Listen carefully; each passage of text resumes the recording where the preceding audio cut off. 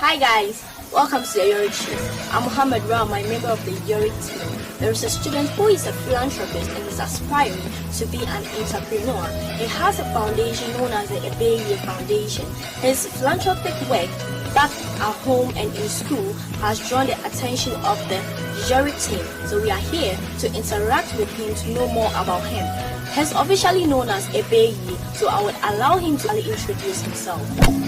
My name is Hamida Nadama Piele, the founder of Ebeye Foundation. In fact, I'm happy to join this work show. Thank you for having me here. So now, let's ask, what inspired you to be a philanthropist? What inspired me to be a philanthropist? As you can see, helping people in society or helping people is an obedience to God. And a person like this, I'm so really passionate and sympathize to human beings in society. That inspired me to be a philanthropist. Well, I see, that's cool. So the next question is, at what age have you started being a philanthropist? I started this philanthropic work at the age of 17. Okay, and what was your first philanthropic work? Actually, my first philanthropic work was soup sharing to old ladies and old men in society. Well, that's interesting. So why did you decide to go to the aid of these old men and then old women? Is there any philosophy behind it? Well, these are people that are vulnerable in society. They cannot work on their own. In fact, they need our care. So, like, what's your goal? What's your goal of being a philanthropist? My goal of being a philanthropist, as you can see, being a philanthropist or helping people in society, it's an obedience to God. It's an obedience to God, as well as, I'm also very passionate and sympathize to human beings in society. Okay. Well, I wonder how you do this your philanthropic work. Are you rich or your parents are rich? No, I'm not rich. Neither my parents are rich. This is a small way I'm doing of helping people, and I'm passionate and sympathize with helping people. I can even use my pocket money to help people. Well, that's interesting. That's so kind of you. But I'm still wondering, how do you come out with this money for your philanthropic work? Yeah, as you can see, I used to travel down south for dinner pasture. So I used to work at the construction for the daytime, and at night too, I used to work at the chop bar of Pan Fufu. Wow, that's so amazing. So you mean you go to the chop bar to Pan Fufu for this your philanthropic work? Yes, of course. Then you're really a strong dude. So do you have anyone you look up to? Do you have anyone you look up to? Of course. Bill Gates Foundation and Otum Force Attitude and Ajoma as well. Oh, that's interesting.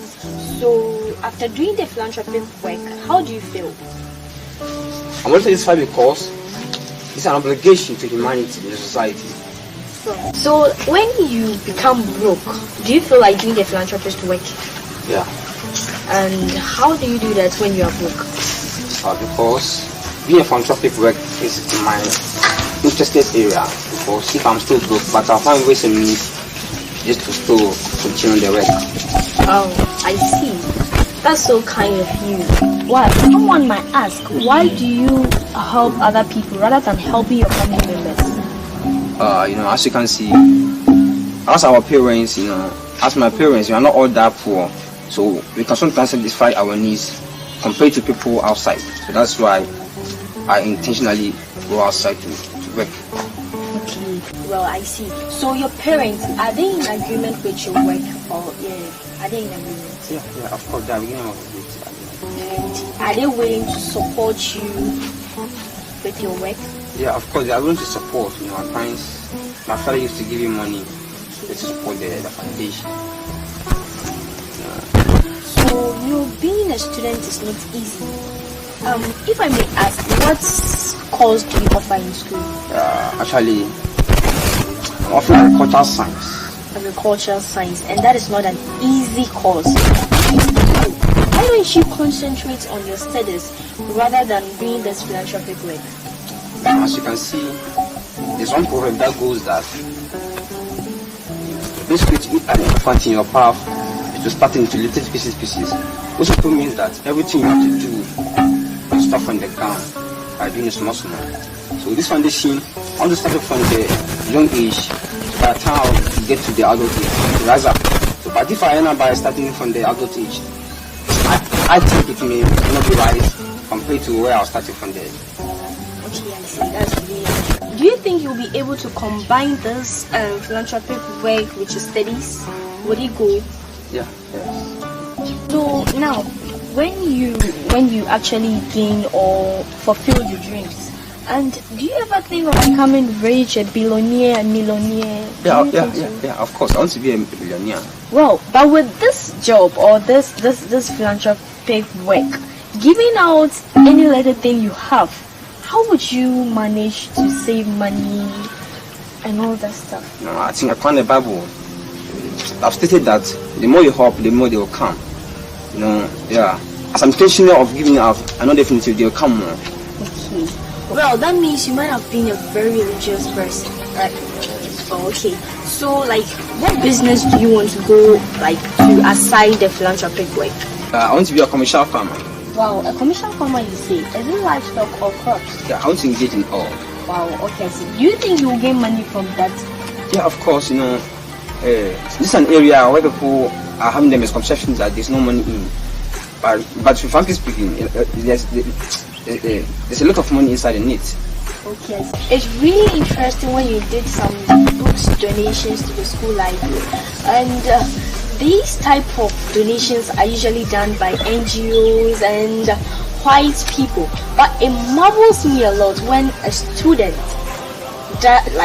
do this type of donation, and there is an information ongoing that you sewn uniforms to be donated to the students' body. Is it true? Yeah, it's true. So is it going to be specified, like a particular student or all the students? Actually, there are specific students that I'm going to give them out. Okay, I see. So now, let me ask this question. As a student, there are some certain practices that we do. Do you keep a girlfriend? No. You don't have a girlfriend. Why don't you have a girlfriend? I'm a girlfriend now, waste my time. That's the reason why I just leave that aside. Well, are you sure it's not because you don't want to be channeling your money to the girls, but rather channeling it to your philanthropic work? But sometimes, these days girls are really demanding. No. To focus on your work. Yeah. Well, I see. That's really good. Thank you for coming to the Yorick Show, Ebeye Foundation, and we wish you as good luck in your adventure. Thank you for being part of this show from Dafiamasina High School. This has been the Yorick Show, and I am your host, Mohammed Rama. See you another time. Bye bye.